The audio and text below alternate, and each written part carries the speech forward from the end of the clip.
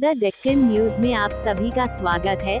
कांग्रेस कोषाध्यक्ष अजय माकन 16 फरवरी 2024 को नई दिल्ली में अखिल भारतीय कांग्रेस कमेटी मुख्यालय में एक संवाददाता सम्मेलन को संबोधित करते हैं।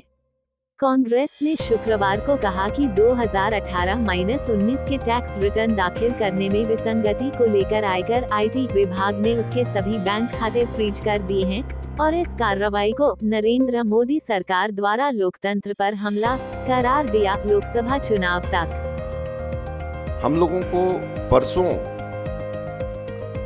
ये जानकारी मिली कि जो चेक हम लोग इशू कर रहे हैं वो बैंक्स उस चेक को ऑनर नहीं कर रहे हैं।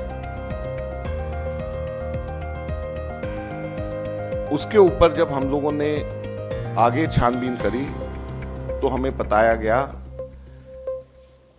कि देश की मुख्य ऑपोजिशन पार्टी के सारे अकाउंट्स फ्रीज कर दिए गए। कांग्रेस पार्टी के अकाउंट्स पर तालाबंदी हो गई है। कांग्रेस पार्टी के अकाउंट्स फ्रीज कर दिए गए हैं। हमारे देश में लोकतंत्र पर तालाबंदी हो गई है और ये कांग्रेस पार्टी के अकाउंट्स फ्रीज नहीं हुए हैं, हमारे देश में डेमोक्रेसी फ्रीज हुई। हैरानी की बात यह है कि जब 2 हफ्ते केवल यह हफ्ता चुनाव घोषणा के लिए रह गए हों, ऐसे समय में प्रमुख ऑपोजिशन पार्टी के अकाउंट फ्रीज करके यह सरकार क्या दिखाना चाहती है और किस आधार पर फ्रीज करे गए हैं, मैं आपको बताना चाहूंगा तो हास्यास्पद है। और ना केवल कांग्रेस पार्टी के, कल शाम को यूथ कांग्रेस के भी अकाउंट फ्रीज कर दिए गए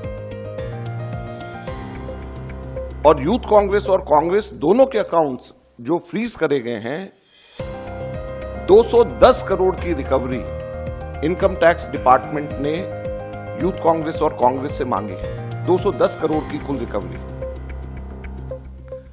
और ये पैसा किसका है? ये कोई धनाढ्य पूंजीपतियों का पैसा, कॉर्पोरेट टैक्स का पैसा नहीं, कॉर्पोरेट बॉन्ड्स का पैसा नहीं है। ये पैसा जो कांग्रेस पार्टी के अकाउंट्स में है वो ऑनलाइन जो हम लोगों ने क्राउड फंडिंग जो करा है उसका पैसा पड़ा हुआ है। लगभग 25 करोड़ रुपया हमारा इकट्ठा हुआ है जो हमारे देश के अंदर, जिसमें 95% से भी ज्यादा पैसा 100 रुपए से भी कम यूपीआई से लोगों ने जमा कराया है। यूथ कांग्रेस का जो पैसा है, यूथ कांग्रेस की मेंबरशिप ड्राइव का पैसा है और वो पैसा इनकम टैक्स ने, भारत सरकार ने फ्रीज कर दिया है। हैरानी और दुख की बात है। और दूसरी तरफ जो कॉर्पोरेट बॉन्ड्स का पैसा जो सुप्रीम कोर्ट ने जिसको अनकॉन्स्टिट्यूशनल कर दिया है,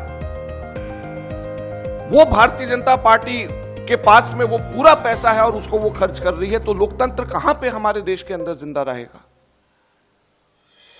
मैं इसलिए आज आपको बताना चाहता हूं और कहना चाहता हूं दुख से कि हमारे देश के अंदर लोकतंत्र खत्म हो गया। लोकतंत्र पे बेड़ियां लग गई हैं, लोकतंत्र पे तालाबंदी हो गई है।